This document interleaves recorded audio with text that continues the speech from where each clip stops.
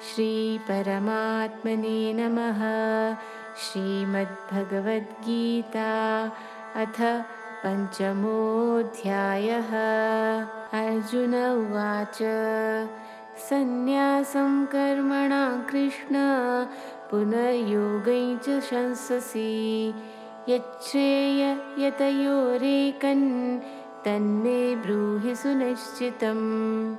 In this verse, Arjuna is asking Krishna about two ways of living. One is renouncing all actions and living a life of complete detachment, and the other is continuing to act but with a focused mind. Arjuna is confused because Krishna has spoken well of both ways.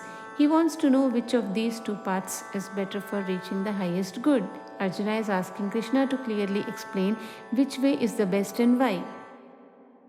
Shri Bhagavan Uvacha Sannyasa Karma Yogascha Nishreyasa Karavubhau Tayostu Karma Sanyasat Karma Yogo Vishishyate. In this verse, Krishna replies to Arjuna's question. He says that both paths, renunciation, giving up all actions, and Karma Yoga, performing actions with a focus on spirituality, can lead to a good outcome. However, Krishna explains that among these two, Karma Yoga is superior. This is because Karma Yoga involves performing one's duties without attachment. Geyassa nitya sannyasi yona dveshti na kankshati nirdvando hi mahabaho sukham bandhat pramuchyate. In this verse, Krishna explains to Arjuna that a true renunciant, someone who has given up attachments, is not someone who simply gives up actions, but one who neither hates nor desires anything. A person who remains calm in both good and bad situations, free from opposites like happiness and sorrow, is called a true renunciant. Krishna tells Arjuna that such a person, free from emotional ups and downs, is easily released from the bondage of life and attains peace. In essence, it's not about giving up work, but about letting go of attachment to outcomes and emotions. Sankhya Yoga Prithak Balav Pravadanti na Panditaah Ekamapyastitas Samyak Ubhayor Vindate Phalam. In this verse, Krishna explains that only the unwise think the paths of knowledge, that is Sankhya and action yoga, are different. He says that true wise people understand that both paths lead to the same goal. When someone follows either the path of knowledge or the path of action with full commitment, they will achieve the same result: spiritual growth and liberation. Krishna emphasizes that the distinction between the two paths is only seen by those who lack understanding, while the wise recognize that both can lead to the same spiritual destination if followed correctly. Yat sankhait praptaye sthanan तद्योगैरपि गम्यते एकं सांख्ये च योगै च यः पश्यति स पश्यति. In this verse, Krishna explains that the ultimate goal reached through the path of knowledge is the same as the one reached through the path of action. Both lead to the same destination, spiritual liberation. Krishna says that the person who understands that both paths are not different but lead to the same result truly has wisdom. This means that whether one chooses to focus on knowledge or on action, both will lead to the same spiritual realization if practiced with dedication and the right mindset. Sannyasastu mahabaho dukkhamaptumayo gatah yoga yukto munir brahma nachirenadi. In this verse, Krishna tells Arjuna that mere renunciation or giving up actions without practicing yoga, the path of selfless action, is difficult and brings hardship. Simply renouncing actions does not lead to peace or liberation easily. However, one who is engaged in yoga, performing actions without attachment to results, will quickly attain Brahman, the ultimate reality or divine consciousness. Krishna emphasizes that true spiritual progress comes not from abandoning action but from acting with a focused, detached mind. Yoga yukto vishuddhatma vijitatma jitendriyah sarva bhutatma bhutatma kurvannapi na lipyate. In this verse, Krishna explains that a person who is united with yoga whose mind is pure, self-controlled, and whose senses are disciplined, is not affected by their actions. Such a person sees the same divine presence in all beings and understands that their own soul is connected to all. Even while performing actions, this person remains unaffected as they do not act with selfish desires. Their mind is pure and they can act with a sense of detachment, seeing themselves as part of the whole, and thus their actions do not bind them to worldly consequences. नैव किञ्चित् करोमीति युक्तो मन्येत तत्त्ववित् पश्यन् शृण्वन् स्पृशन् जिघ्रन् नशन् गच्छन् स्वपन् श्वसन्. In this verse, Krishna explains the mindset of a wise person who understands the truth of life. Such a person, even while seeing, hearing, touching, smelling, eating, walking, sleeping, or breathing, thinks, I am not doing anything. This means that a person who is united with yoga and knows the true essence of the soul realizes that it is not the soul but the body and senses performing these actions. This understanding helps them stay detached from their actions and unaffected by their outcomes, living in a state of peace and awareness. Pralapan visujan grinnan nunmishan nimishannapi indriyani indriyartheshu vartanta iti dharayan. In this verse, Krishna explains that a wise person, even while talking, releasing things, grasping, opening or closing their eyes, understands that it is the senses interacting with sense objects.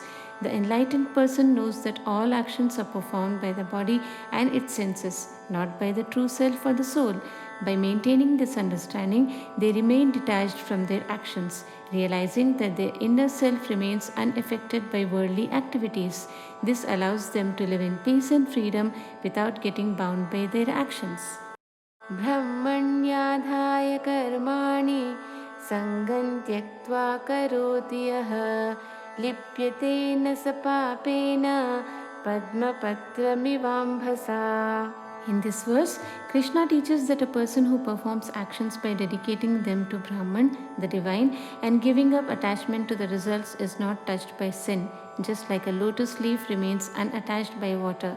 This means that when a person acts without selfish desires and offers their actions to a higher purpose, they remain unaffected by the consequences, whether good or bad.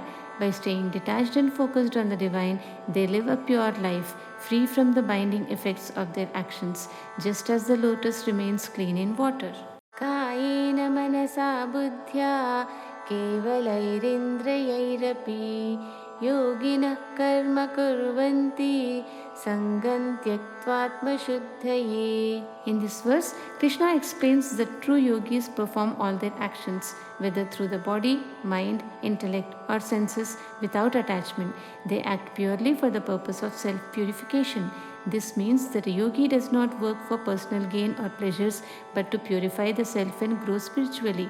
Whether they are using their body, mind, or senses, they remain detached from the outcomes. Their goal is inner growth and cleanliness of the heart and soul, which leads them closer to spiritual liberation. Yuktah karma phalam tyaktva shantimapnoti naishtikim ayuktah kamakarena phale sakto nibadhyate. In this verse, Krishna explains the difference between a person who is united with yoga and one who is not. A person who performs actions without attachment to the results achieves lasting peace. This is because they are not driven by desires but act selflessly.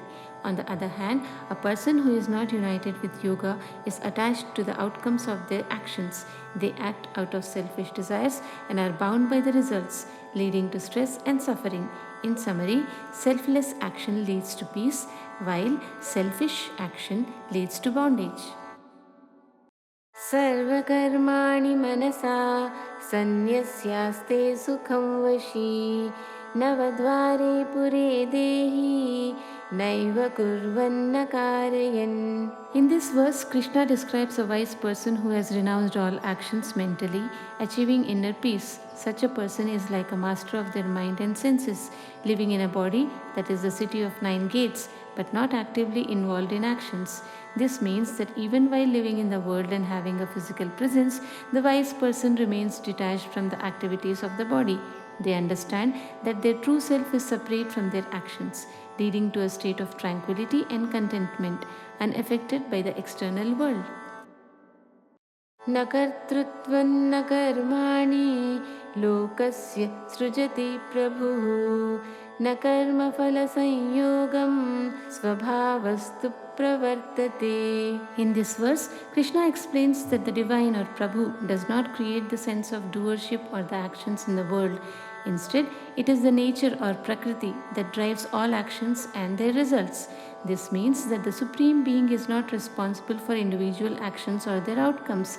Instead, the natural qualities and tendencies inherent in living beings lead to actions and their consequences. Krishna emphasizes that people often feel like they are the doers, but in reality, it is the interplay of nature that governs everything.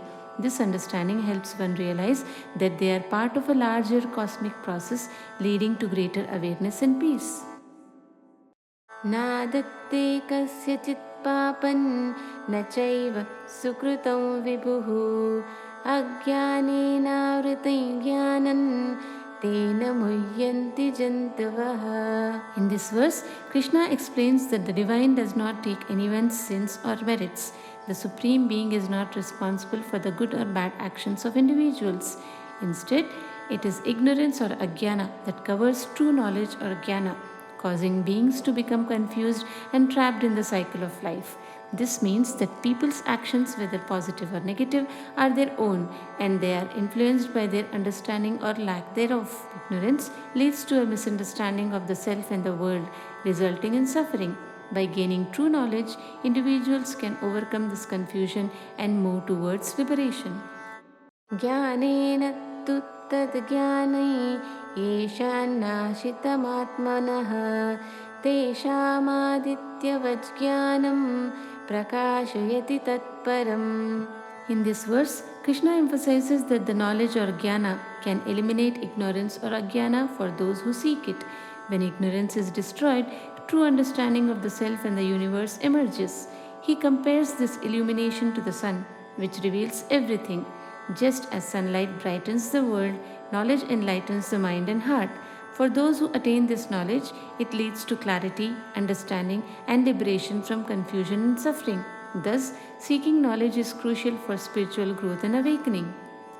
Tadbuddhyastadaatmanas tannishtastatparayanah gacchantya punarāvritti jnana nirdhuta kalmashah. In this verse, Krishna explains that those who possess true wisdom identify with the eternal self and are firmly established in that understanding are fully dedicated to the pursuit of knowledge. Such individuals, whose sins and impurities are cleansed by knowledge, attain liberation and do not return to the cycle of birth and death.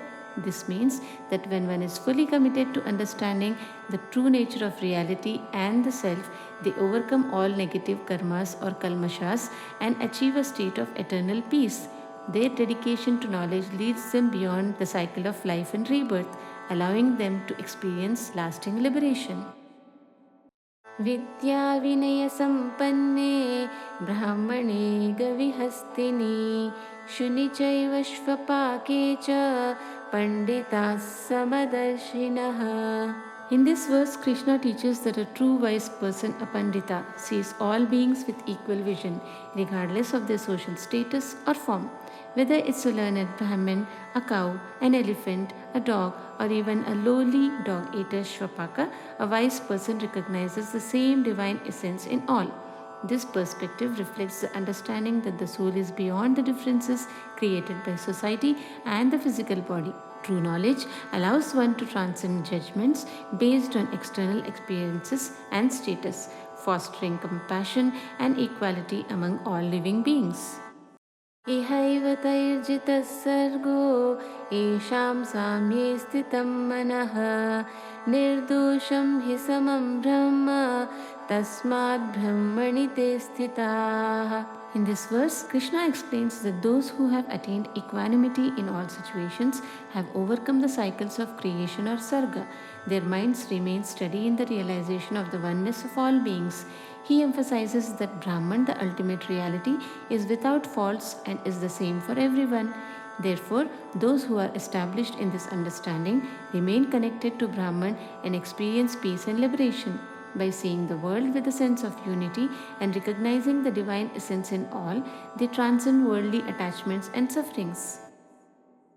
न प्रशस्येत् प्रियं प्राप्य नोद्विज्येत् प्राप्य च प्रियं स्थिरबुद्धिरसम्मूढो ब्रह्मविद् ब्रह्मणि स्थितः. In this verse, Krishna describes the qualities of a person who has true knowledge of Brahman. Such a person does not get overly joyful upon receiving something pleasant, nor do they feel disturbed when faced with something unpleasant. Their mind remains steady and unaffected by the ups and downs of life. This stable, undisturbed state reflects a deep understanding of the eternal nature of the self, which remains unchanged despite external circumstances. By being firmly established in knowledge, they experience peace and are not swayed by emotions, demonstrating their realization of the ultimate truth. बाह्यस्पर्शेष्वसक्तात्मा विन्दत्यात्मनि यत्सुखं स ब्रह्मयोगयुक्तात्मा सुखमक्षयमश्नुते. In this verse, Krishna explains that a person who is not attached to external pleasures and sensations finds true happiness within themselves. Such an individual who is aligned with Brahman through yoga experiences lasting joy that does not diminish over time. This inner happiness comes from the realization of one's true self and connection to the divine, rather than from fleeting external experiences. By turning inward and cultivating this spiritual connection, a yogi achieves eternal bliss that remains unaffected by the ups and downs of life. ये हि संस्पर्शजा भोगा दुःखयोनय एव ते आद्यान्तवन्तः कौन्तेय न तेषु रमते बुधः. In this verse, Krishna explains that the pleasures derived from sensory experiences are temporary and lead to suffering. These pleasures have a beginning and an end, and they arise from contact with the senses. He advises Arjuna that a wise person does not indulge in these fleeting pleasures, as they recognize that such enjoyment ultimately leads to pain and dissatisfaction. Instead, the wise person seeks lasting happiness through spiritual knowledge and inner peace, understanding that true joy is not found in transient sensory experiences. शक्नोति हैव यः सोढुं प्राक्शरीरविमोक्षणात् कामक्रोधोद्भवद्वेगं सयुक्तः स सुखी नरः. In this verse, Krishna emphasizes that a person who can endure the intense urges of desire and anger, which arise even before a body is freed at death, is truly wise and happy. Such a person remains steadfast and balanced, practicing self-control even in challenging situations. By mastering these powerful emotions, they achieve inner peace and contentment. This resilience leads to true happiness, as they are not swayed by external circumstances or internal turmoil, showing the strength of their spiritual practice. योऽन्तः सुखोऽन्तरारामस् तथान्तर्ज्योतिरेव यः स योगी ब्रह्मनिर्वाणं ब्रह्मभूतोऽधिगच्छति. In this verse, Krishna describes the qualities of a true yogi who experiences inner happiness and joy from within, rather than from external sources. This yogi finds a deep inner light that brings them true contentment. Such a person who is established in yoga and realizes their unity with Brahman attains liberation. This means they experience oneness with the divine and transcend the cycle of birth and death. The yogi's inner peace and joy reflect their profound understanding and connection to the ultimate reality. Labhante brahma nirvanam rishayah ksheenakalmashaah chinnadvaidhayatatmanas sarvabhutahite rataah. In this verse, Krishna states that those who are free from impurities, ksheenakalmashaah, and have overcome dualities attain Brahma Nirvana. These are the sages or rishis who have controlled their minds and are dedicated to the welfare of all beings. Sarvabhuta hite rata. Such individuals find profound peace and liberation because they are focused on the well-being of others. Having transcended personal desires and attachments, their selfless nature and commitment to the greater good enable them to experience true spiritual fulfillment and unity with the divine. कामक्रोधवियुक्तात्मा यतीनां यतचेतसाम् अभितो ब्रह्मनिर्वाणो वर्तते विदितात्मनाम्. In this verse, Krishna explains that for those who have overcome desires and anger and have disciplined their minds, the state of Brahma Nirvana is always present and accessible. These individuals who are dedicated to their spiritual practice and have realized their true self find that liberation is within their reach at all times.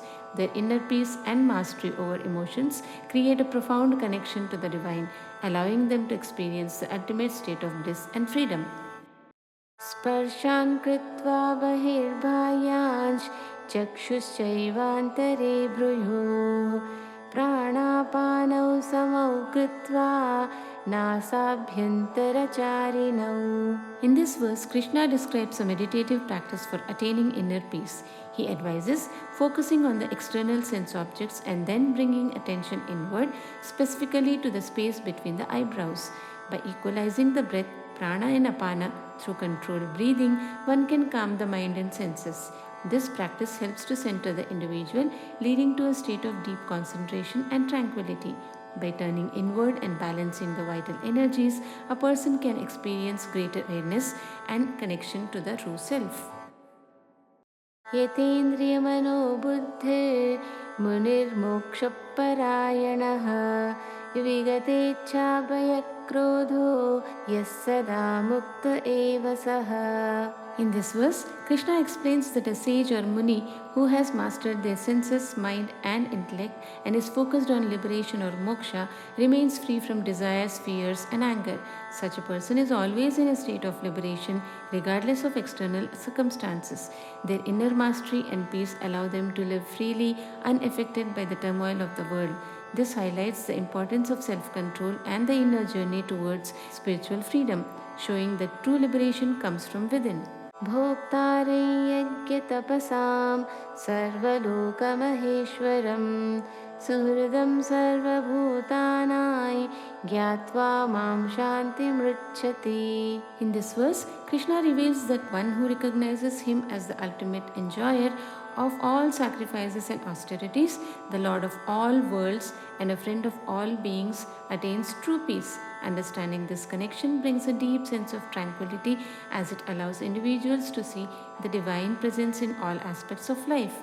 By acknowledging Krishna's role as the benevolent protector and sustainer, one can let go of anxieties and attachments, leading to a state of lasting inner peace and harmony with the universe. Om Tat Saditi Srimad Gitasu Upanishatsu Brahma Vidyayai Yoga Shastre Shri Krishna Arjuna Samvade Karma Sanyasa Yogo Nam Panchamodhyayah. Om Shri Krishna Arpanamastu.